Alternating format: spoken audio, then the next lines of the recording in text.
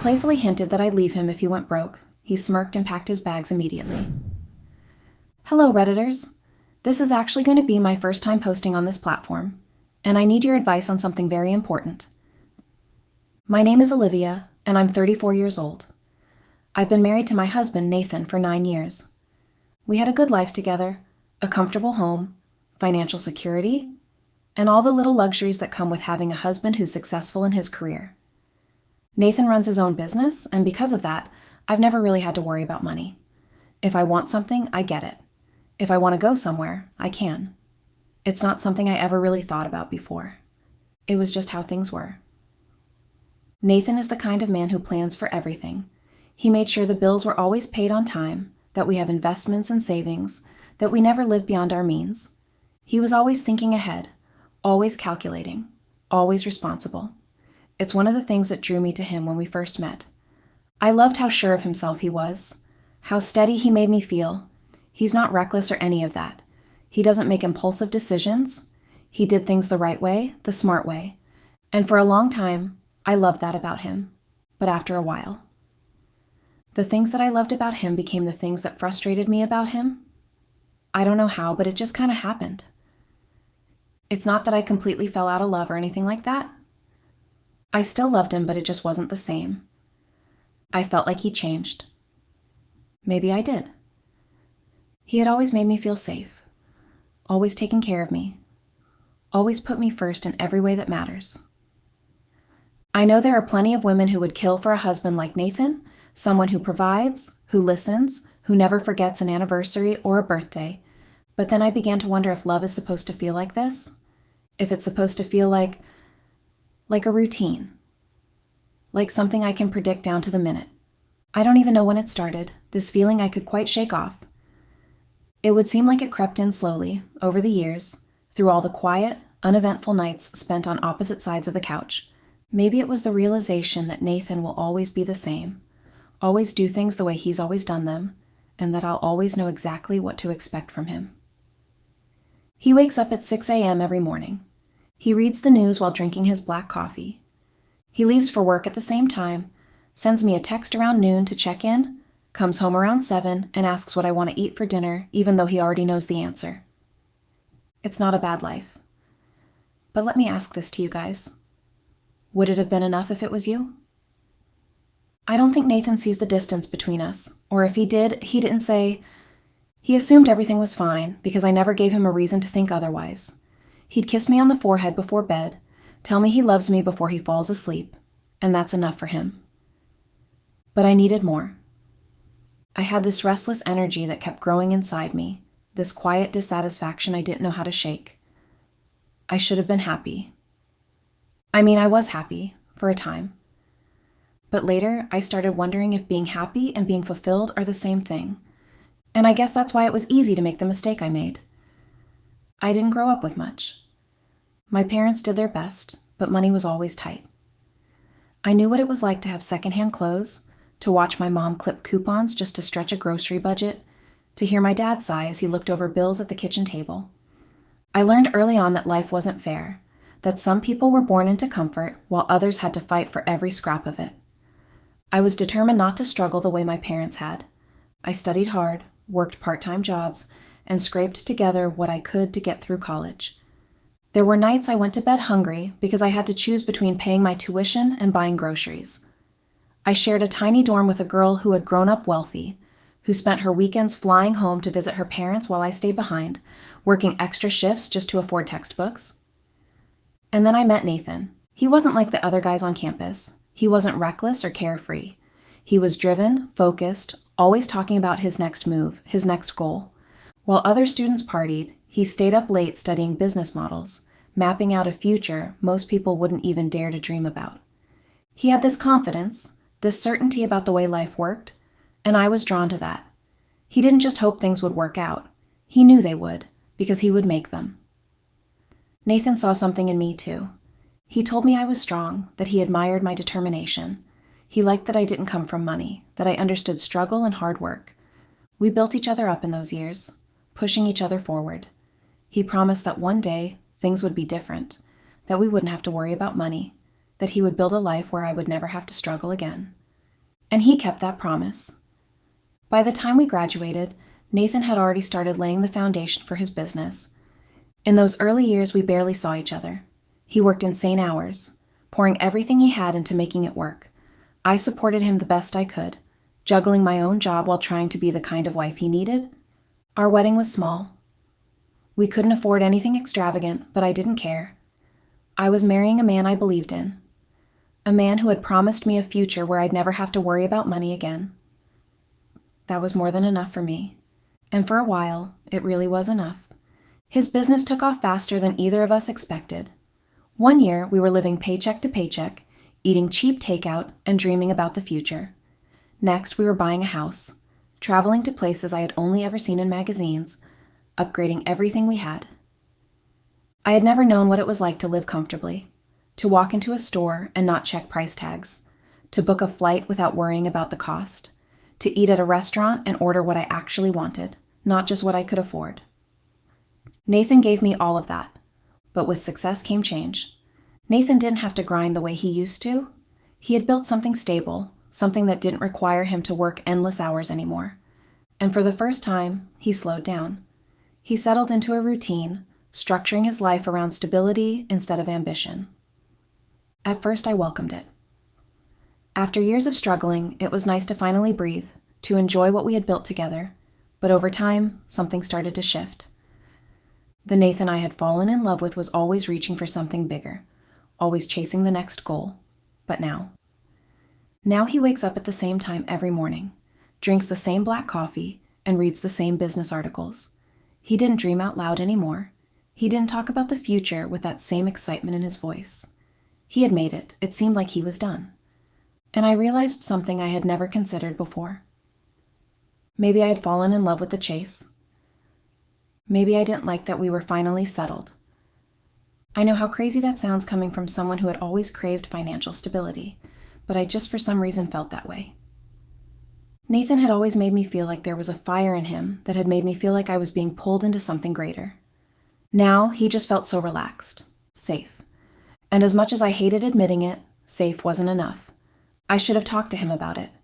I should have told him I was feeling restless, that I needed more than just luxury and security. But how do you say that to a man who has given you everything? How do you tell someone who has worked so hard to build a perfect life that it still isn't enough? So instead, I distracted myself. Shopping became my escape. I told myself I deserved nice things. After all, wasn't this the life we had worked so hard for? I filled my days with social events, lunches at expensive cafes, nights out with women who lived the same privileged lives I did. I surrounded myself with distractions. Anything to drown out the nagging feeling that something was missing. And for a while, it worked. I convinced myself that this was just a phase, that it would pass, that I would wake up one day and feel content again. But the truth is, no matter how much I spent, no matter how many dinners I attended or designer bags I bought, the emptiness didn't go away. I started craving something more, something exciting, something that made my heart race again. And that's when I met him. James. James was just another trainer at the gym.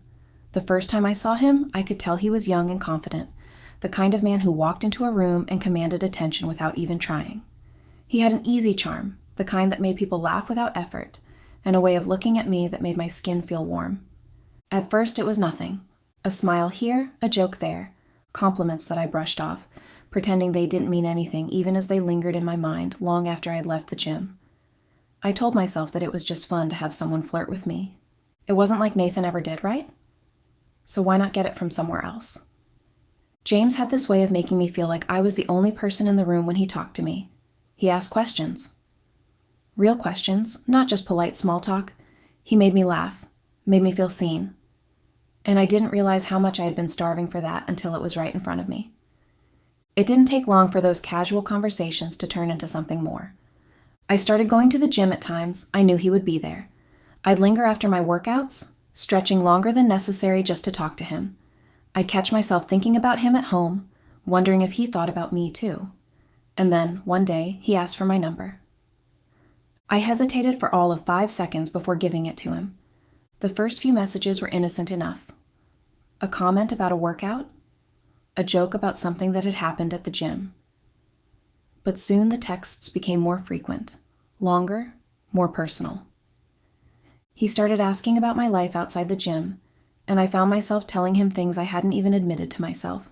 How I felt stuck, how I missed feeling desired, how I wasn't sure if I was happy anymore. And he listened. He really listened. He told me I deserved to feel wanted, to feel excitement again, that I was too beautiful, too alive to be trapped in a routine. And I believed him. The first time we met outside the gym, he said that it was for coffee. I told myself it was just coffee, that there was nothing wrong with talking to someone who made me feel good. But even then I knew. It wasn't just coffee. It was never just coffee. The first time we kissed, it was in his car. I don't even remember what we were talking about, but then the conversation slowed, and all of a sudden, I was aware of how close he was. I could feel his breath on my skin, the tension crackling between us like a live wire. He didn't rush, didn't push. He just waited, watching me, letting me make the first move. And I did. I stupidly did. The moment my lips met his, I felt something I hadn't felt in years. I felt pure, dizzying excitement. It was reckless and impulsive, completely unlike me. And yet, in that moment, it felt like the most natural thing in the world. His hand slid over my waist, pulling me closer, deepening the kiss until I couldn't think about anything else. My entire body was on fire, every nerve alive with the kind of need I had forgotten I was even capable of feeling. I knew it was wrong. I knew I should stop. But I didn't. After that, everything changed. We stopped pretending it was innocent. The texts became more suggestive. The moments turned into secret meetings. The anticipation of seeing him, of feeling his hands on me, became something I craved. I started making excuses to leave the house. I told Nathan I was meeting friends, running errands, staying late at a spa. It was easier than I expected. He never questioned me, never looked at me with suspicion. The first time I met James in a hotel, my hands were shaking as I unlocked the door. He was already waiting for me, leaning against the wall with that cocky, knowing smile, the one that made me feel like I was doing something dangerous, something forbidden. The moment the door shut, he pulled me into him, and all my hesitation disappeared. His lips were on mine, urgent and demanding, his hands sliding over my body like he had been starving for me.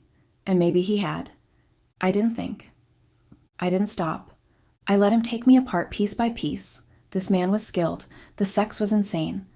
I let myself drown in the feeling of his mouth on my skin, his weight pressing me into the mattress. It was unlike anything I had felt in years, raw, breathless, intoxicating, and when it was over, I lay there staring at the ceiling, my heart pounding. I expected to feel guilt, but all I felt was satisfaction. It didn't take long for the guilt to creep in immediately when I stepped out of the hotel room, though, but I pushed it down, smothered it with justifications. It wasn't real cheating, I told myself. It was just physical, just something I needed to feel like me again. Nathan didn't need to know. He wouldn't even care if he did. He was too focused on work, too comfortable in his routines to notice. And besides, I wasn't leaving him. I wasn't throwing away our marriage. Nathan provided me with everything I needed financially. James was just giving me something Nathan couldn't. I convinced myself that as long as I kept both worlds separate, no one would get hurt. I should have known better.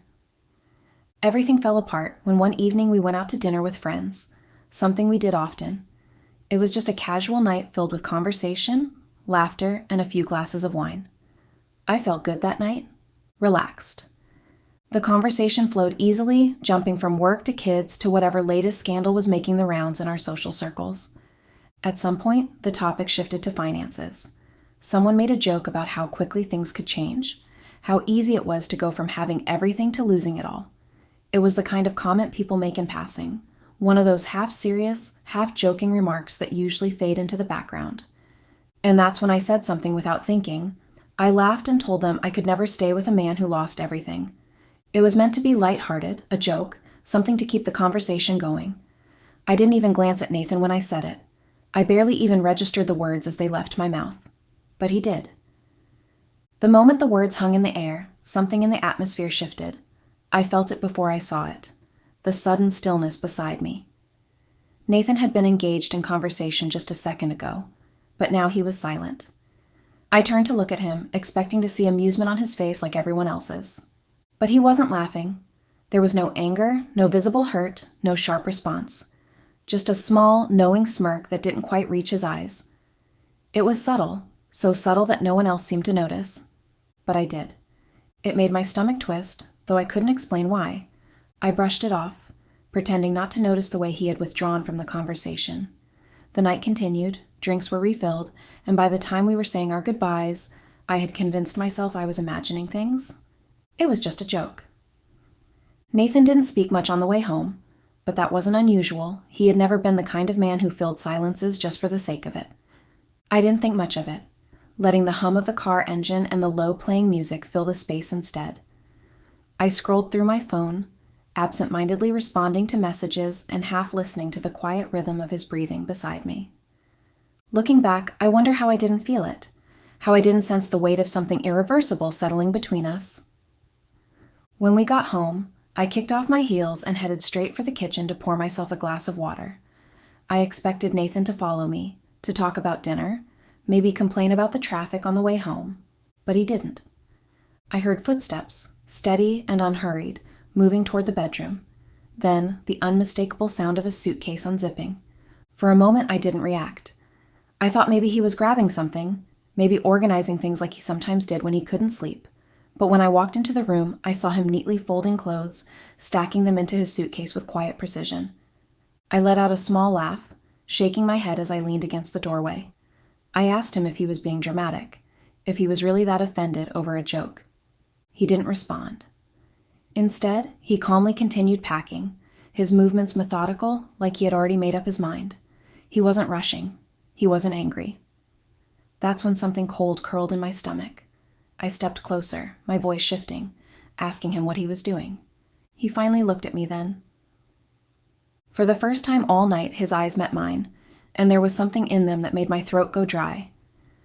It wasn't rage. It wasn't sadness. It was something worse. It was finality. He told me he wasn't staying, that he was done, and trust me when I say that I thought this man was joking with me. I blinked at him, the words not quite registering. I told him to stop being ridiculous, that he wasn't actually leaving over something so small. I waited for him to laugh, to shake his head, to do something that told me I was right. But he didn't. Instead, he reached into his pocket and pulled out his wedding ring. I watched as he turned it between his fingers, as if he were looking at it for the first time, and then, without a word, he set it down on the nightstand between us. I opened my mouth, ready to argue, ready to tell him he was overreacting. And that's when he said it. He told me he knew about James. Everything inside me went still. I wanted to deny it. I wanted to ask what he was talking about, to act offended and indignant, but I couldn't. Because the way he said it, the calm certainty in his voice told me he wasn't asking. He knew. He had always known, and I couldn't breathe. I started to say something, but the words never came. My heart was pounding, my mind racing through every possible explanation, every excuse I could give, but I couldn't find a single one that he would believe. I tried to ask how long he had known, but he didn't answer. He just gave me one last look, one that I couldn't decipher, one that felt too heavy, too full of things I would never be able to undo. And then he walked out. I don't know how long I stood there, staring at the door after it shut behind him. I kept expecting to hear his car start, to hear the tires on the driveway, but the silence stretched on.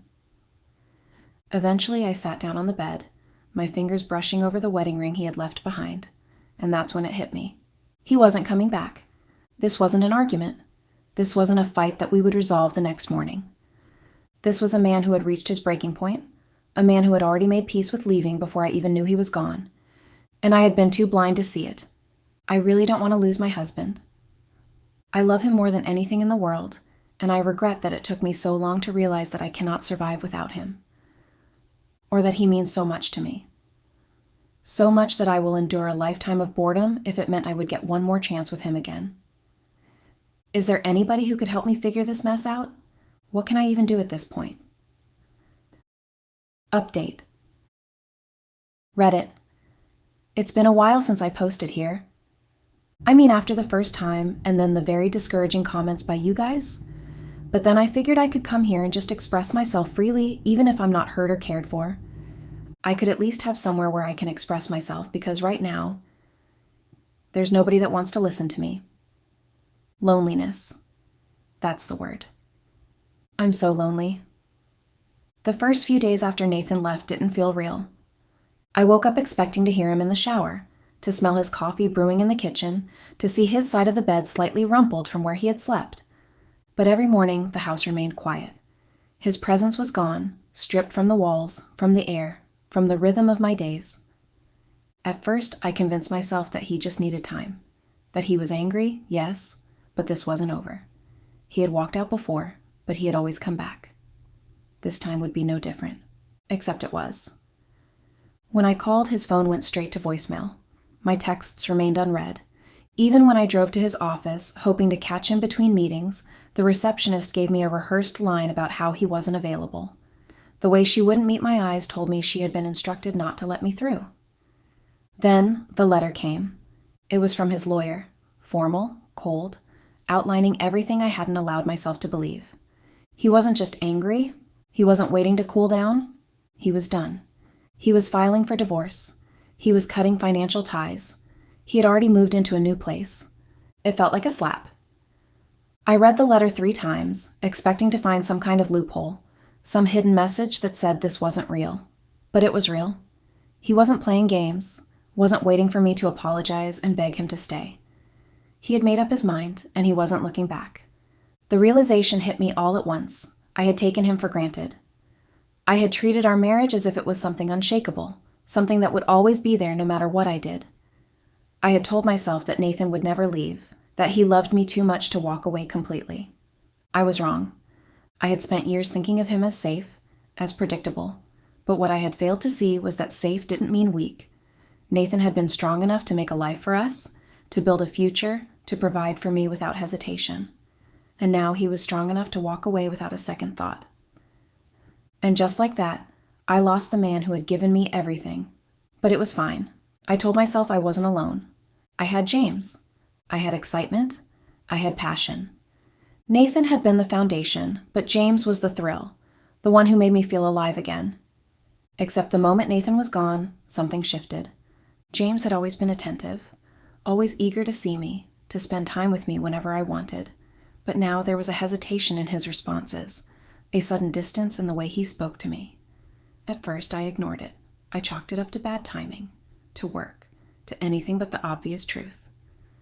But the first time I hinted at wanting more, at the possibility of something serious, his entire demeanor changed. He didn't outright reject me. He just started making excuses.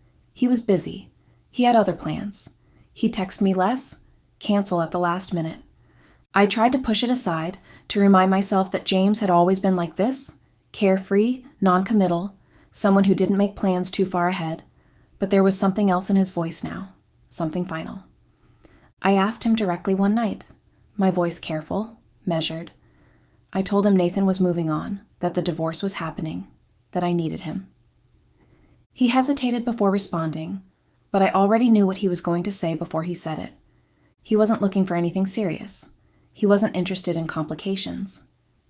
He had never wanted more. I sat there, staring at the screen, reading the words over and over. I wanted to be angry. I wanted to scream at him, to ask him how he could do this to me after everything. But the truth was, he had always been honest. I had been the one who built it up in my head, who convinced myself that what we had meant something, that there was potential there. I had fooled myself into thinking he was a replacement for the man I had so carelessly thrown away. But James had never been my future. He had been a distraction, a fantasy, a selfish indulgence that had burned bright for a while but had no substance, no foundation, nothing real. And now, I had nothing.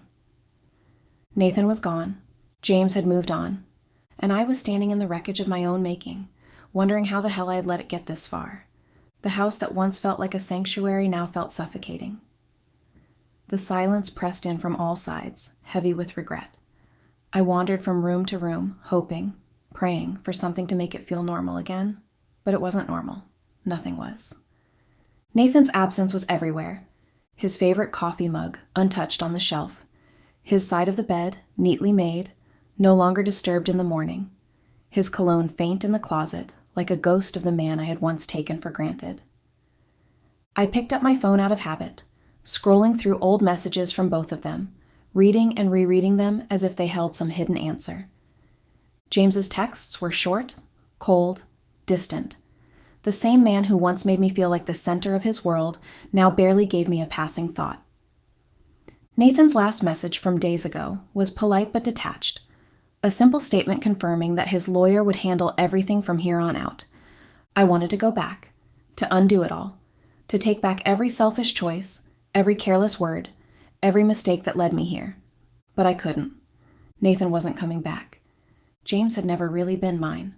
And now I was left with the one thing I had never prepared for. Regret because I thought the worst part was losing Nathan. Then I realized it was losing everything else along with him. The whispers started almost immediately. I should have known they would. Our social circle was built on polished appearances, perfect images curated for brunches and dinner parties, where everyone pretended their lives were flawless. And nothing shattered that illusion faster than a scandal. For a while, I tried to convince myself I was imagining it. The shift in how people looked at me, the way conversations seemed to quiet when I entered a room. But I wasn't imagining it. The smiles that used to greet me were now tight and forced. Conversations cut short the moment I walked in. The invitations that once filled my calendar started to disappear. People I once considered close friends kept their distance. At first it was subtle. Someone forgetting to reply to a message. Someone else suddenly was too busy to meet for lunch. But then it became undeniable. Plans were made without me, posted online for me to see. Women I had laughed with, shared secrets with, now looked through me as if I weren't even there. I overheard snippets of conversations I was never meant to hear. My name followed by the word pathetic. Someone saying it was embarrassing how I had thrown everything away, how I had ruined my own life with my selfishness. It wasn't just that they were talking, it was how they were talking. There was no sympathy. No concern, just judgment. I had gone from someone they admired to someone they pitied. I wanted to tell myself it wasn't fair, that it wasn't their place to judge me, that they didn't know the full story. But the truth was, I had no defense. I had ruined my own life. And now, I had to live in the ruins. If losing my friends had been painful, nothing compared to the moment I realized even my own family had started to pull away. I visited my parents one weekend, hoping for some comfort, some reassurance that I wasn't completely alone. But the moment I stepped inside, I felt the tension in the air. It was in the way my mother barely met my eyes, and how my father exhaled slowly when he saw me, as if bracing himself for something unpleasant. We sat in the living room, the air heavy with unspoken words, and then finally, my mother said what I had been dreading but already knew. She told me they didn't understand how I could have done this to Nathan. That he had always been good to me, that they had never seen anything but kindness from him, that they had always believed I was happy. My father was quieter, but when he spoke, it was worse. He told me he wasn't angry, just disappointed. And somehow, that was 1,000 times worse. They weren't taking my side. They weren't reassuring me that everything would be okay. They were siding with Nathan. I wanted to argue, to tell them that things hadn't been perfect, that I had been unhappy. But how could I? How could I sit there and justify my actions when the truth was, I had no justification? Nathan had been a good man, and I had destroyed everything? As I left their house that evening, I realized that I wasn't just losing my marriage. I was losing my place in my own family. They still loved me, I knew that. But things had changed, and I wasn't sure they would ever fully go back to the way they were. Update. Hi, Reddit. I feel like crying. The first time I saw the photo, I had to look away. It was a picture posted by one of our friends, or better still, his friend now. I wasn't tagged, but it appeared on my feed anyway, taunting me like some cruel joke. Nathan was in the center of the picture, sitting at a sleek rooftop restaurant, a drink in hand, surrounded by people I used to call our friends. He looked good, relaxed, like someone who had finally exhaled after holding his breath for too long. His shoulders that were always tensed from work stress now seemed at ease. I took one look at his smile, and I could see that it wasn't forced at all. It was the real thing. And then there was her. She wasn't pressed against him, the way she was leaning in, the way his body naturally angled toward hers. It was enough. More than enough to make my stomach turn. I didn't even know who she was, but I hated her instantly. I scrolled through the comments, my hands shaking. People were talking, speculating. Some hinted that they had been seeing each other for a while now, that Nathan had moved on, that she was good for him. The worst part? He didn't look broken. He looked relieved, as if leaving me hadn't shattered him, but freed him. I had spent years in a life where money was never a question, where I could walk into a store and buy whatever I wanted without checking the price tag, where dinners at high-end restaurants and spontaneous weekend getaways were just normal. But that life wasn't mine anymore. With the divorce moving forward, I had to face a reality I had never prepared for. Nathan had always handled our finances. He had made sure I never had to worry about anything. I had assumed that no matter what happened, I would be fine. But now, with legal fees stacking up and the settlement process underway, I realized how little I actually had of my own. The house? Being sold? The credit cards? Canceled. The savings account? Not mine. Ours. And now, his. The first time I sat down and truly looked at my bank account, my breath caught in my throat. The number staring back at me was nowhere near enough to sustain the life I was used to. I tried to hold on at first. I convinced myself that I could make it work, that I didn't need to change anything. But reality had a way of slapping me in the face. The bills were piling up. The mortgage was no longer covered by Nathan's money. I had no choice. I packed up the house I once thought I'd grow old in and moved into a much smaller apartment. It was a cramped, outdated space that felt more like a punishment than a home. Gone were the high ceilings, the marble countertops, the walk-in closets filled with designer clothes. I sold what I could, my handbags, jewelry, and would you believe I sold even furniture just to cover expenses, but it was never enough. Every sale was another reminder of what I had lost. I never realized how much of my identity had been wrapped in luxury until it was stripped from me. And now, all that was left was me. The apartment was quiet in a way that felt suffocating. There was no hum of Nathan working late in his office, no sound of footsteps moving around the house. Just me. Alone. I tried to distract myself, to fill the empty hours with anything that would keep me from thinking, but it was impossible. The past followed me everywhere. Every time I closed my eyes, I saw Nathan standing in our bedroom, calmly folding his clothes into his suitcase. I saw the way he had smirked when I made that joke at dinner, as if he had already made his decision. I heard the quiet way he had placed his wedding ring on the nightstand before walking out. He had seen me for who I really was, and instead of fighting for me, he had let me go. The realization hit me like a punch to the stomach. He hadn't left in anger. He hadn't begged me to change or tried to make me see what I was throwing away. He had simply accepted it. Because he had known something I hadn't, something I was only now beginning to understand. I was never going to be satisfied. I had chased excitement, thinking it would fill the void, thinking it would make me feel alive. I had convinced myself that passion was more important than stability, that newness was more thrilling than devotion. And now, I had nothing. Nathan had been my anchor, my safety, my foundation, and I had walked away from it for something fleeting. I used to think love was about fire and intensity, about grand gestures and reckless passion. But now I realized it was about something much simpler. It was about the quiet moments, the security, the knowing that no matter what happened, you had someone who would stand beside you. I had thrown that away for a distraction, and now I was paying the price. Reddit, I know I'm the villain in this story. I played with something I didn't truly understand, and now I've lost everything. I thought I wanted excitement, but all I found was regret. Please don't make the same mistakes I did.